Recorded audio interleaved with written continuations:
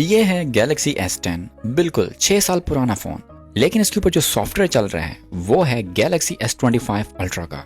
मैंने इसके ऊपर इंस्टॉल किया है One UI 7 with Android 15 and इसमें वो तमाम फीचर्स मौजूद हैं जो कि Galaxy S25 Ultra के साथ आते हैं। और इस वीडियो में मैं आपको बताऊंगा कि ये पॉसिबल कैसे है, आप इसको अपने फोन के ऊपर कैसे ला सकते हैं, क्या इसका कोई नुकसान भी है और क्या आपको ये एक्सपेरिमेंट करना चाहिए है भी या नहीं।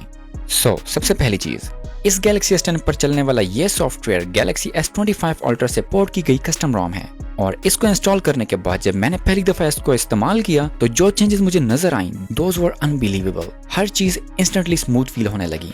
इसकी फ्लूइडिटी, एनिमेशंस, नया इंटरफेस, नए फीचर्स, सारा का सारा एक्सपीरियंस ही चेंज हो गया। ऐसा फील होने लगा जैसा कि ये कम्प्लीटली नया फोन हो। इसमें मौजूद हैं AI फीचर्स, हाँ जी वही फीचर्स जिनके बारे में सैमसंग का कहना था कि ये सिर्फ नए वाले फोन्स के ऊपर काम कर सकते हैं। बट हियर वी गो, नए UI elements, redesign settings, editing के लिए एक्स्ट्रा फीचर्स, राइटिंग, हर जगह नए विजुअल टचेस, हर वो चीज यहाँ पर मौजूद है जो Galaxy S25 Ultra के अंदर है। और ये सारी चीजें One UI 7 की रीडिजाइन के साथ मिक्स होकर Galaxy S25 Ultra को प्रीमियम फील दे रही हैं, फ्यूचरिस्टिक। और सबसे बेहतरीन पार्ट ये है कि इसको मैं काफी दिन से यूज कर रहा हूँ और so far no glitches, no major problems, no boot loops, nothing scary. हर चीज हैरानकुन तौर पर काफी जबरदस्त तरीके से काम कर रही है और वो भी स्टेबिलिटी के साथ। और जो चीजें इसके ऊपर काम नहीं कर रही वो सिर्फ वही हैं जिनके लिए हार्डवेयर की सपोर्ट ही मौजूद नहीं है इस फोन के ऊपर।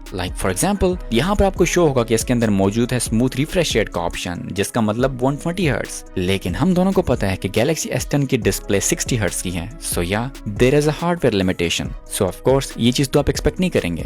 बट इसके अलावा एनिमेशंस हो या कोई भी दूसरा फीचर हो, इट वर्क्स सरप्राइजिंगली वेल। इस वाले Galaxy S10 के अंदर मौजूद है Exynos 9820। ये स्नैपड्रैगन मॉडल नहीं है, इसलिए मैं इसके ऊपर ये कस्टम रोम इंस्टॉल कर पाया। और बेशक ये चीज सैमसंग की तरफ से ऑफिशियली नहीं आई, लेकिन जिसके पीछे मौजूद डेवलपर हैं Extreme XD, उन्होंने काफी जबरदस्त इसके ऊपर काम किया है and they deserve a huge shout out. और ये कस्टम रोम इंस्टॉल करने के बाद आपको ये पर्सपेक्टिव जरूर मिलता है कि ये फोन आज भी काफी ज्यादा कैपेबल है किसी भी नए सॉफ्टवेयर को चलाने के लिए। लेकिन ये सैमसंग की वो जिद थी कि जिसकी वजह से ये फोन वक्त से पहले आउटडेटेड हो चुका है। इमेजिन अगर ये चीज सैमसंग की तरफ से ऑफिशियली तौर पर आई होती तो कितना मजा आता, बेशक अगर बेसिक फीचर्स के साथ भी आती। वैसे तो सैमसंग हर वक्त सस्टेनेबिलिटी और ई वेस्ट को रिड्यूस करने की बात करते हैं, लेकिन जब बात आती है फोन्स को लॉन्ग टर्म सपोर्ट करने की तब उनकी वो सारी बातें गायब हो जाती हैं। लेकिन थैंकफुली अब सैमसंग 7 साल की मेजर सॉफ्टवेयर अपडेट्स प्रोवाइड करेगा अपने नए आने वाले फोन्स को। ये चीज हम कंज्यूमर्स के लिए एक खुशखबरी है। अच्छा, ये कस्टम रोम इंस्टॉल करने के बाद इसके ऊपर मैंने काफी एप्स इंस्टॉल की हैं और साथ ही इसके ऊपर मैंने किया गेमिंग टेस्ट, जिसके ऊपर मेरा एक्सपीरियंस स्मूथ रहा, ना ही मेजर ओवरहीटिंग और ना ही बैटरी ड्रेन के इश्यूज। लेकिन that depends on your model, क्योंकि मैंने देखा कि कुछ लोग शिकायत कर रहे थे कि बैटरी ड्रेनिंग काफी ज्यादा हो चुकी है इसके ऊपर, but in my case it was not too drastic.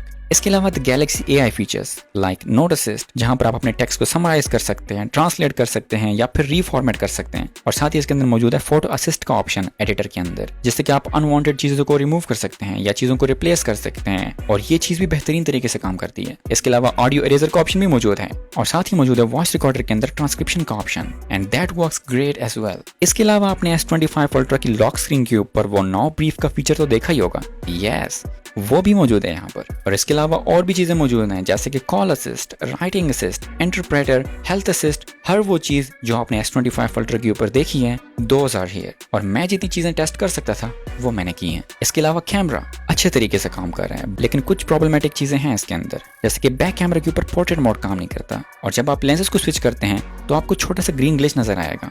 और जब आप वाइड एंगल कैमरा के ऊपर फोटो क्लिक करते हैं तो कभी कभार वहीं पर स्टक हो जाता है कैमरा और फिर आपको इसको फिक्स करने के लिए कैमरा ऐप को बंद करना पड़ता है और दोबारा से ओपन करना पड़ता है।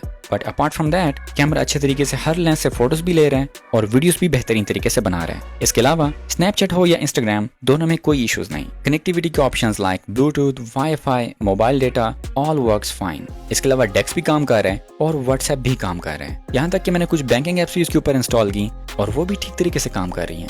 बट हाँ, फेस अनलॉक इसके ऊपर काम नहीं करता, लेकिन फिंगरप्रिंट सेंसर अच्छे तरीके से काम कर रहा है, नो इशू। और इसका ये जो बिक्सबी बटन है इसको मैंने रिप्लेस कर दिया है जेमिनी से एंड इट लुक्स परफेक्ट। अब थोड़ी बात करते हैं कस्टमाइजेशन की। यस, हर चीज मौजूद है यहाँ पर। One UI 7 का look, the redesign icons, the layout, display तो इस फोन की थी खूबसूरत, लेकिन अब इस UI ने इसको 4 चांद लगा दिए हैं। आपको डिफॉल्ट लेआउट पसंद नहीं, चेंज कर लो। हर चीज के लिए आपके पास ऑप्शन मौजूद है। Custom lock screen layouts, shapes, sizes, styles, everything screen पर विजेट्स डालो, रीसाइज करो उनको, एडजस्ट करो, गुड लॉक इंस्टॉल करो और फिर जैसा आपका दिल करे आप फोन को कस्टमाइज करो। गुड लॉक के जरिए से आप की कैफे जैसे मॉड्यूल्स को इंस्टॉल कर सकते हैं जिससे कि आप अपने फोन के कीबोर्ड को स्टाइलाइज कर सकते हैं। और इसके अलावा मौजूद है थीम पार्क, वंडरलैंड, लॉकस्टार। इसके अलावा सेटिंग्स के अंदर लैब्स का ऑप्शन भी मौजूद है जो कि आपको एक्स्ट्रा ऑप्शन दे देते हैं जैसे कि game boosters, dual messenger and मेरा favourite full screen apps and split view. मेरा इस ROM के साथ एक्सपीरियंस काफी मजे का रहा, लेकिन यहाँ पर कुछ चीजें ऐसी हैं जो कि आपको समझना जरूरी हैं अगर आपका भी दिल कर रहा है इसको ट्राई आउट करने का।